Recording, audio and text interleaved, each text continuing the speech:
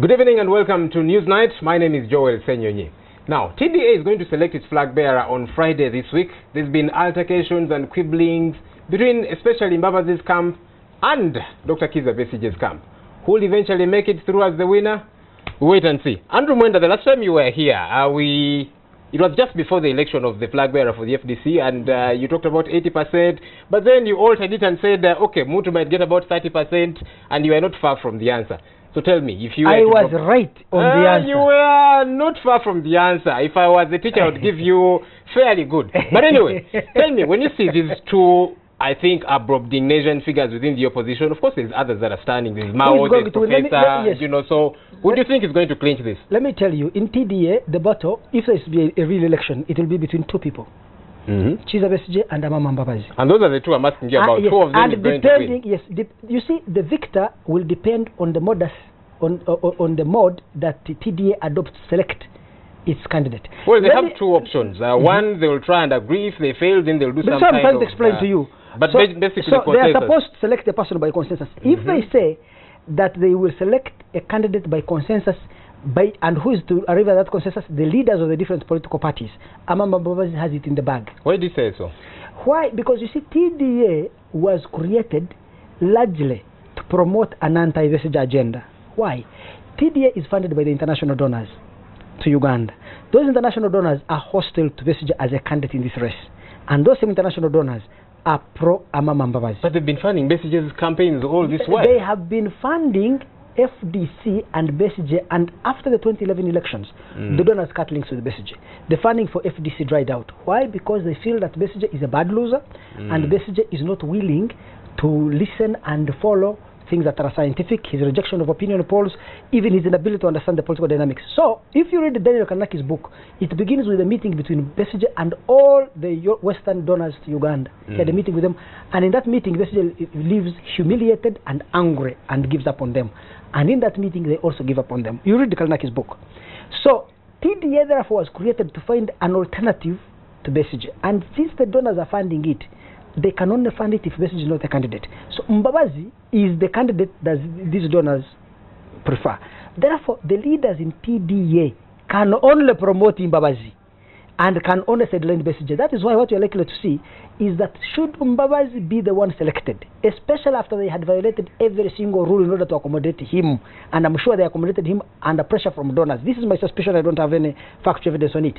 It is possible that Besigye is going to break ranks and say he's running on his own. You know why I find this very interesting? Because you see, previously you've been one of those that have lampooned Mbabazi and said, look, this man, he's an antediluvian politician, meaning he's outdated, he has run his race.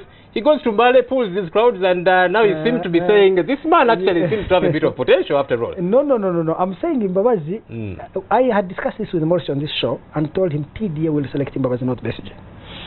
And I don't think that, let me tell you, you can look at the polls. If Mbabazi runs head-to-head with Museveni, Museveni's vote goes down. But Mbabazi's vote will be less by 6% than that of Besigye. If Besigye goes head-to-head with Museveni, Besigye's vote is 28% against Museveni is 57. Mbabazi is 22% against Museveni is 54.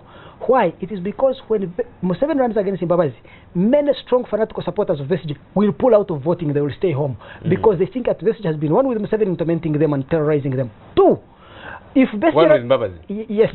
Not because if Museveni runs against Mbabazi, many pro-Besigye voters will stay at home because they see Museveni and Mbabazi as one. But when Besigye runs against Museveni, the vast majority of Museveni haters will come out to vote for Besigye, but there are many independents and NRM people who can easily vote in Mbabazi who will now shift to Museveni or stay at home, so Museveni's vote goes up. That is by the way the contradiction the opposition are facing. The best strategy for the opposition is not to have either Mbabazi or Besigye to run against Museveni in the first round. It is better to have Mbabazi and Besigye. So that Besigye can hold the best of the opposition. Mbabazi can reach out and nibble on Museveni's vote inside the NRM and appeal to young people and independents to also enter the voting area. That will push Museveni down, and therefore in the three-horse race, Museveni can be forced to the second round. That's what I actually wanted to ask you, because you're saying Besigye will break ranks, probably will run as an independent, but the man has for donkeys years been saying, look, I'm not going to run if there are no reforms. You and I know that there's not going to be any reforms. So that again is probably very hypothetical. I'm not sure that will be on that ballot. That is where Muntu is better than Besigye. You see, Muntu in the debate was telling Besigye, stop making promises and threats. that you cannot cash. Absolutely. Because the government will call you a bluff. You see, and they've always called this bluff. But this is not the first time Besigye is saying this. After the 2009 elections, Besigye said he will not run. Several times he said it on my radio show, Andrew Mwenda Live. Many times I hosted him from Excel in South Africa. He said he will not run because as long as Museveni is the president. After 2006 elections, he repeated the same threat. So you're saying Besigye will actually be on that so ballot paper? I'm saying Besigye has been consistent in saying he will not run and then he runs.